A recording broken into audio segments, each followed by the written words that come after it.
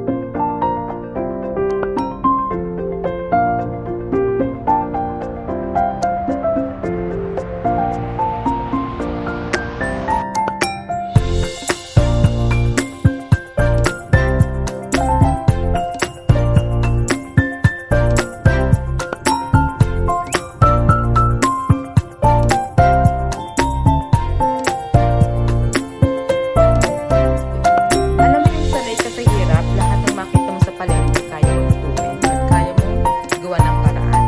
Ano kaya ang pwedeng gawin ko luto dito sa aking kamoting kahoy? Na-miss ko na nga ang Pilipinas at syempre, na-miss ko si motherhood, my mother. Favorite niya yung lulutuin ko. As in, favorite niya yun. At tingnan niyo kung anong gagawin kong luto dyan. Isip-isip tayo kung anong pwedeng gawin luto sa kamoting kahoy. Ay nako, na-miss ko lang ang Pilipinas kaya ito, sige na, igogora ko na to para mamaya meron na kaming hapunan. Ah, paborito rin to ni Kano. Yes, paborito to ng aking darling. Ayan guys, salupan natin kamoting kahoy. Marunong ako magsalot nito kasi nung mga bata kami, tinuruan kami ng tatay namin.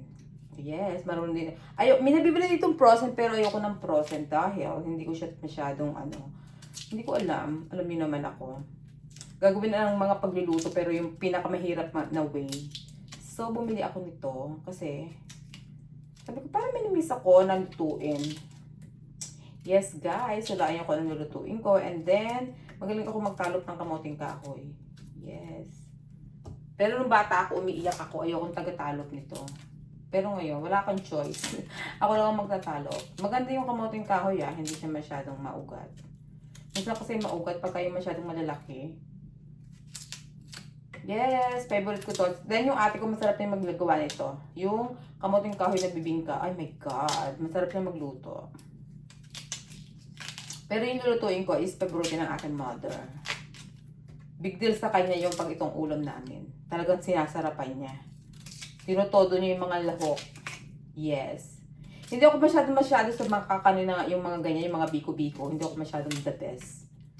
Hindi ako masyadong Aminado naman ako doon. Hindi ako marunong mag-leche plan eh. I mean, I tried to leche plan before. And then, what happened?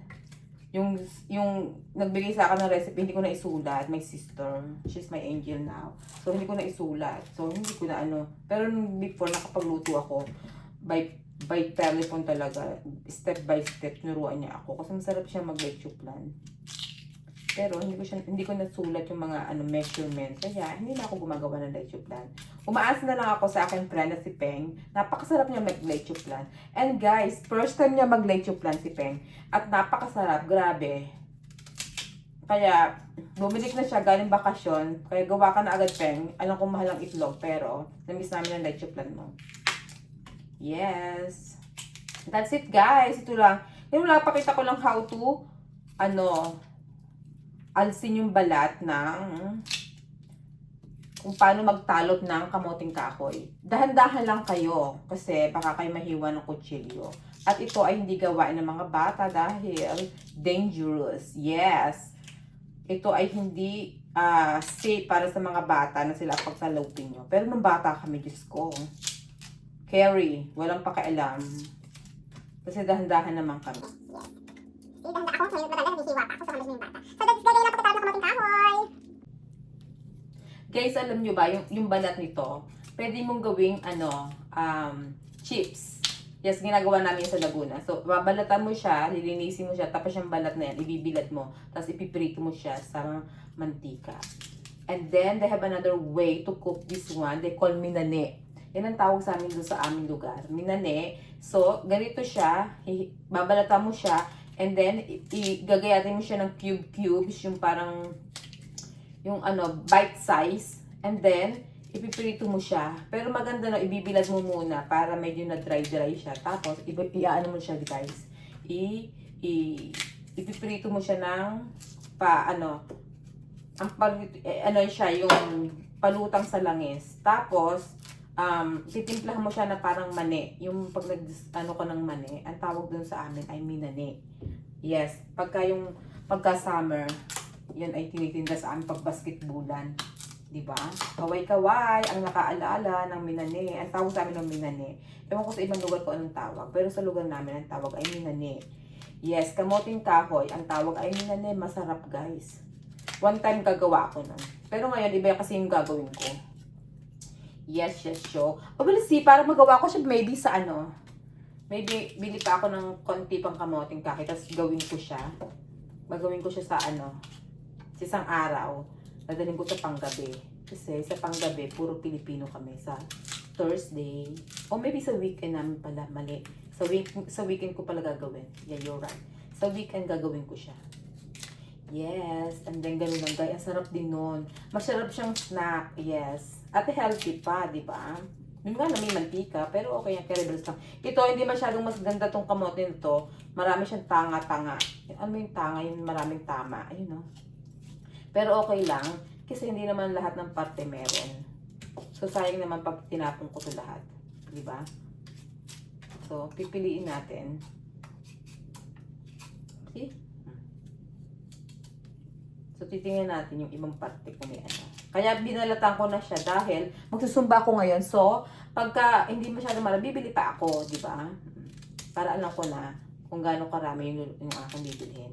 Kasi, hindi ko, pag may balat, parang maswertihan lang. Minsan nga puro bulok di ba? Pag bumibili tayo. Pero, yung nagtatanim sa amin ito, lahat ng kanyang kamote. Diyos kong gaganda. Masarap, maligat pa. So, tingnan natin to, kung anong nito, kung gaano karami ang pwede at hindi pwede. Di ba?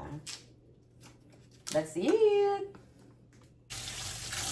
Ayan guys, tapos na hugas. Tapos na natin talupan. Hugasin na natin siya. Tapos mamaya ako na siya gagadgarin dahil magre-ready na ako dahil ako ay magsusumba. Okay. Lamig ng tubig. Malamig. Wala naman masyadong sira. Kaya lang, yung isang haba niya may sira sa gitna. Gagadgarin ko lang yung tagliran niya para hindi naman sayang. Kasi pwede ko naman yun. Yes. Ito na guys siya. Malinis na ang ating kamoting kahoy. Yup. Ayan guys. Malinis na siya. Mamaya na lang natin siya gagadgarin. Ito po ang mga lahok ng ating version ng aking okoy na kamoting kahoy. Ayan yung dinagad na kamoting kahoy. Meron tayong itlog, 4 na itlog, medium size. Minapasama pong maliit. And then, meron tayong paminta, white pepper po yan. And then, meron tayong Himalaya salt, meron tayong sesame oil. And then, breadcrumbs po. Instead na harina, breadcrumbs ang gagamitin natin. And then, meron tayong Italian parsley. And syempre, meron nagpasalubong. So, gagamitin natin siya. Ang Del Mundo ranch style corned beef. And then, yung hipon na aking food processor. Ganito po ang pag-food processor. Tingnan nyo po dyan sa taas. Ganyan po ang ang ginawa ko, hinimay ko po siya ng yung balat niya, and then pinood processor ko kaya para siyang look like paste, parang ganon. Then meron tayong sibuyas na tinadtad, and then meron din tayong bawang. Hindi natin ilalahat yung bawang na yan. Huwag kayong mag-alala. So, yan po ang mga ingredient ng ating okoy. Para naman po sa Pilipinas at wala naman po kayong masyadong option, as long na may kamoting kahoy kayo, lagyan nyo ng paminta, lagyan nyo ng asin, kung may itlog, lagyan ng itlog, harina, at pagkatapos po nun, kung wala po kayong hipon at wala kayong corned beef, ang isang option din po, alam nyo kung ano, ay ang alamang. Yes, alamang po ang kalimitang inilalagay namin nung araw. Nung kami po ay mga bata, ang nanay ko po ang inilalagay po niya ay alamang. At lalagyan din po natin ng bawang. Diba? O sige na po, pagsamasamahin na po natin ang mga ingredient ng ating okoy. Ayan guys, ating i-beat ang egg. I-beat natin ang egg.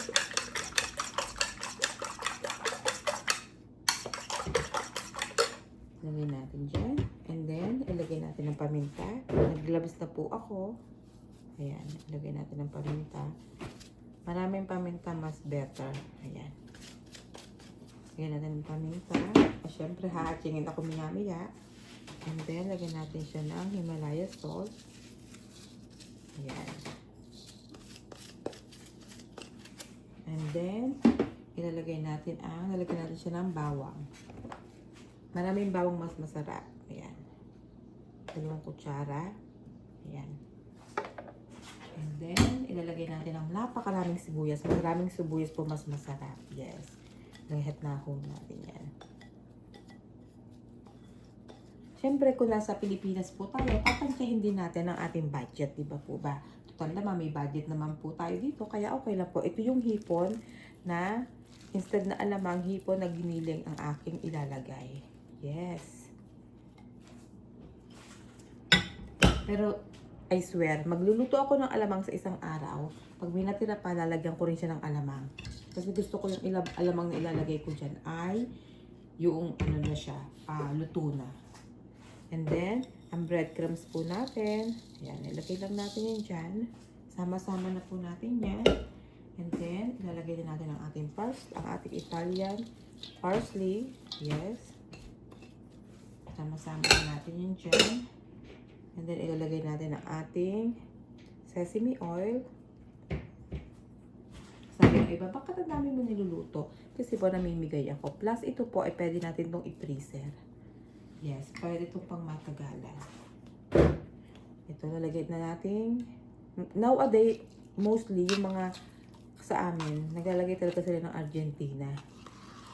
Corned beef, nilalagay ng corned beef. Yan. May nagpasalubong sa akin ng Del Mundo. Hindi gamitin natin, di ba? Kaya masarap to. Nagluluto na ako dati nito pa. Pero matagal na. Parang 5 years ago na yung huling luto ko nito. Or 4 years ago. Something like that. Hindi na ulit. Ayan. Gusto ko sailin lahat. Dahil sayang. Ayan. Kung wala kayong yung mga nilagay ko na optional lang naman po. Sinasabi ko sa inyo, ang alamang po ay pwede. And then, ilalagay na natin ang itlog. Ayan. And then, pagkatapos po niyan, may mekos-mekos. Kaya ako nag-gloves kasi para halong-halo siya. Ayan. Ayan, diba? And then, yung bibigyan ko nito, sila na magluluto. Dahil, mabilis lang naman itong iprito. Para lang naman itong nagprito ka lang ng pancake na Oo, mabilis lang itong iprito. Kasi pag binigay ko sa kanya na prito na, hindi na masarap. So, sila na magluto, di ba? Ang bango, guys. I-mix yung mabuti para yung lahat ng ingredient po ay mix na mix. Kaya kamay ang ginamit ko para mix na mix siya.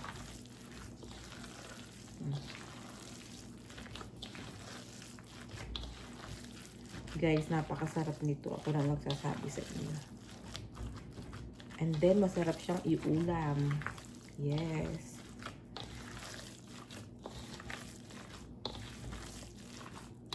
Ang nanay ko, favorite talaga to. Naku, nung naandito yun sa akin. Bilog-bilog pa ang paggagawa niyan. Imbis na parang okay style, hindi sa kanya, binibilog pa niya maliliit. May patient talaga siya magluto.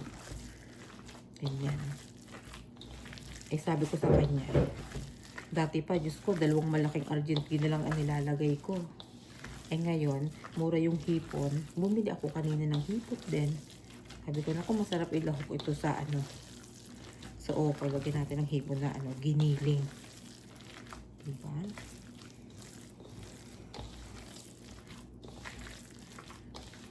Asin natin na to. Nasama yan kanina. Yan. Yung pinakang ano ng hipon. Ang bango dahil meron siyang ang daming sibuyas, ang daming bawang, tapos may Italian parsley pa, abasang ka pa. Diba? And then, nilagyan pa natin ng Argentina. Hala. Kasi pag hari lang nilagay nyo, minsan matigas. So, pag breadcrumbs ang nilagay nyo, hindi matigas. Pag naluto siya, malambot siya. So, bukas maaga akong gigising dahil niluto ako si Kano kasi magbabaon siya nito. Favorite niya to. Medyo lamas-lamasin nyo kasi gawa ng Argentina. Parang pukunti yung Argentina ko. Pero okay lang niya kasi may hipo naman. Diba? Ano sana yun akong Argentina kahit hindi naman Argentina nilagay ko. I mean corned beef. Okay, ayan. Tapos, ilalagay lang natin to sa rep kasi mas masarap itong medyo nababal. Ito mo, ayan yung sinasabi ko. Ayan, diba?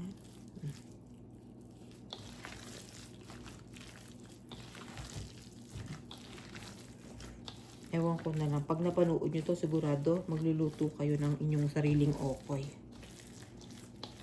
Kung may alamang lang talaga akong luto na, lalagyan ko to ng alamang. So, bukas ko palulutuin yung alamang na gagawin ko. Kasi wala dito nabibiling alamang sa California. Hindi ko alam sa ibang lugar. Pero dito nagtanong ako, wala na daw. Sabi ng Pilipinang tindera sa Asian Seafood City, wala na daw. E ngayon, bumili ako ng sarili kong alamang na fresh na ako magluluto. So, pag umabot siya, bukas lalagyan ko siya, di ba? Pero kahit pag wala kayong mga Argentina kung ano, no, yun ang ilagay nyo. Guys, masarap. Titingin ako kung may chunky pang mga ano. Tapos dadamihan nyo ang paminta, guys. Masarap ang malaming paminta. Ayan, guys. So, see? Naglabas ako dahil lalamasin ko nga siya. Ayan.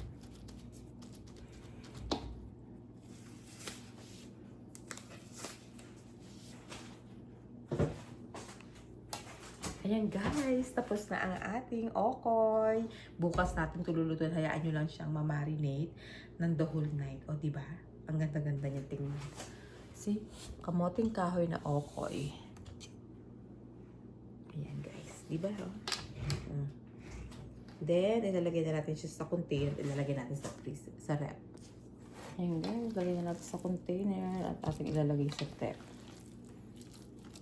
Para bukas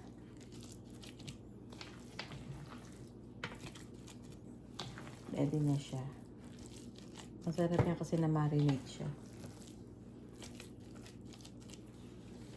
Lagay mo ng sesame. Oh, Diyos ko po. Nung nandito si nanay, pag may party kami, niluluto ko to, hinahanda ko siya. Tapos nagagawa siya ng sauce.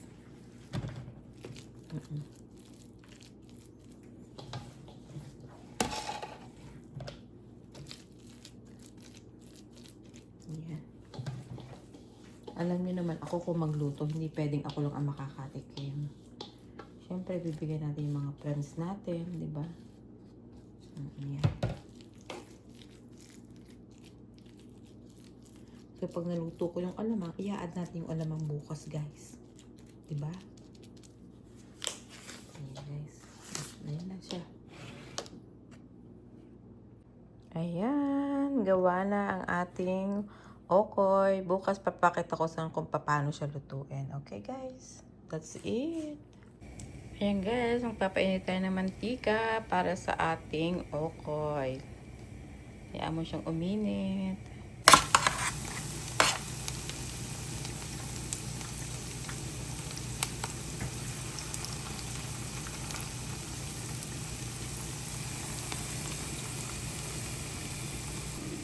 Ayan guys, ganyan lang ang pagluluto niyan. Diba?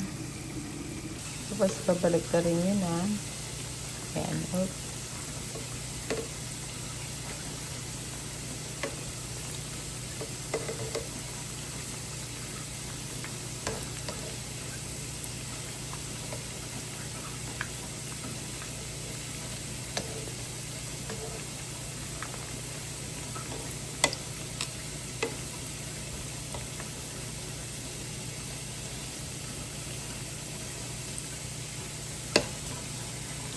Ayan guys, luto na siya. So, oops. Ayan guys, luto na siya.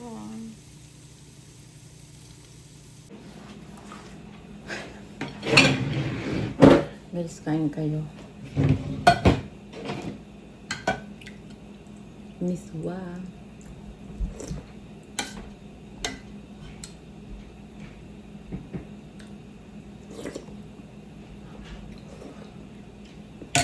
Nadia, are you upstairs?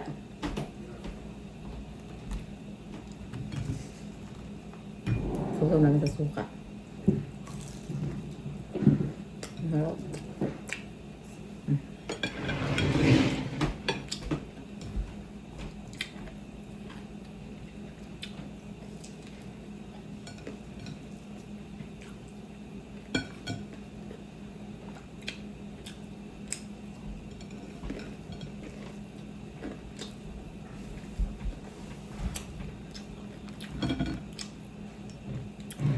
Mas masarap sa suka, guys.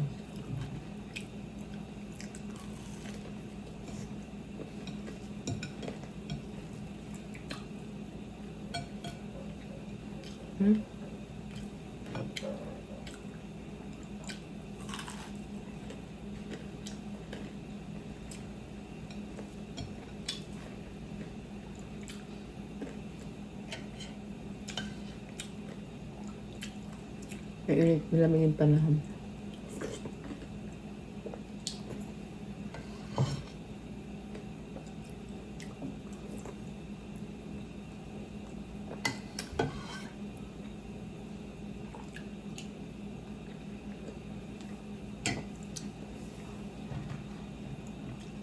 Gusto ko guys, mauubos ko yata lahat yan. Joke, hindi. Dami. Sarap.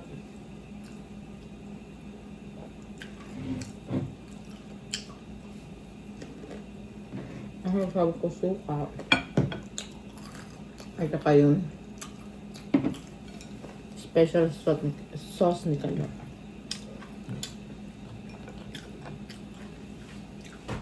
Wait lang.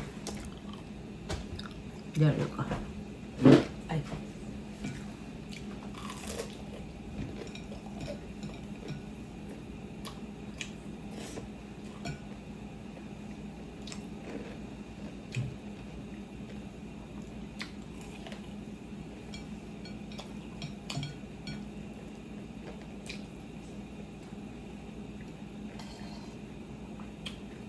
Ito ay upo. Hindi pala patola.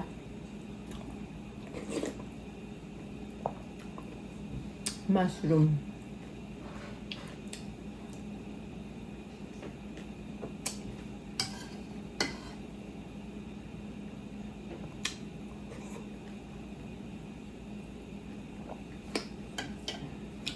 Grabe yung gutom ko. Gutom na gutom.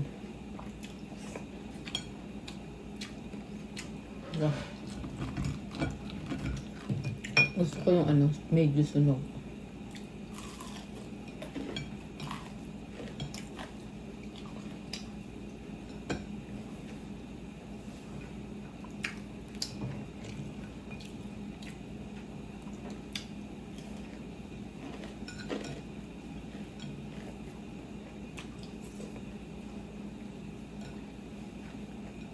Dahil yung mga taga-US, naghahanap na ng alamang.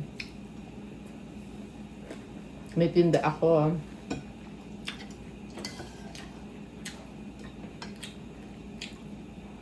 Yep.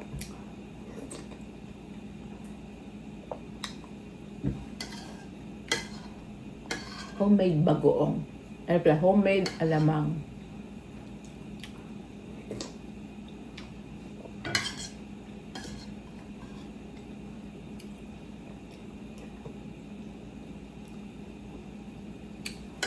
Hindi ko siya nilagyan ng baboy kasi para hindi masyadong mataba yung yung alamang. Yes. Olive oil. Ang ginamit ko.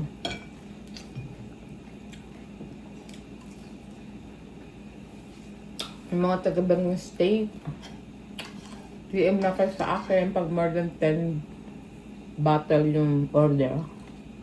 Free shipping.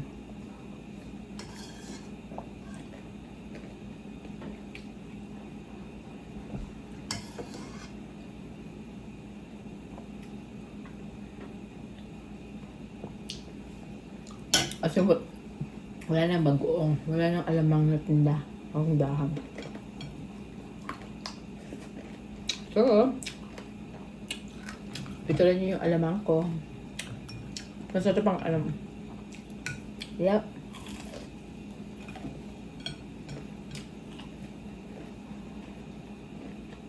At matagal ng more than 1 year. Basta naka-place, naka-rep. Hindi na masisira. Tapos na ako kumain. That's it, guys.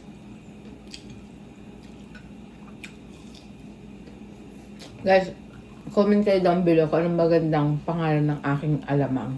Wala pa ako naiisip na ano yung pangalan. Yeah. Mag-comment kayo, guys, kung anong magandang pangalan. Suggestion.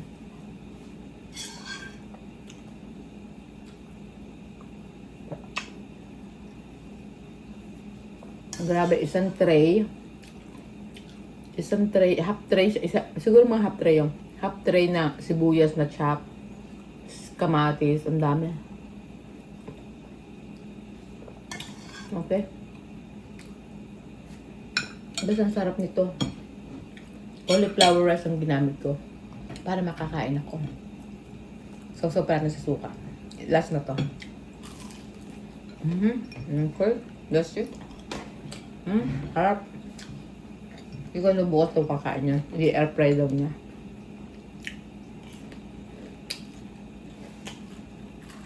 I'm done eating.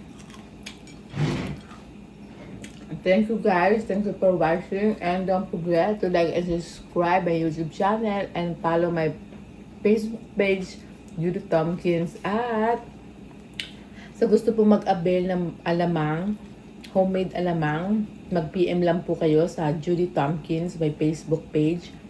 At pag po more than 10 bottle ang order nyo, free shipping. Yes! Maraming salamat po. Bye!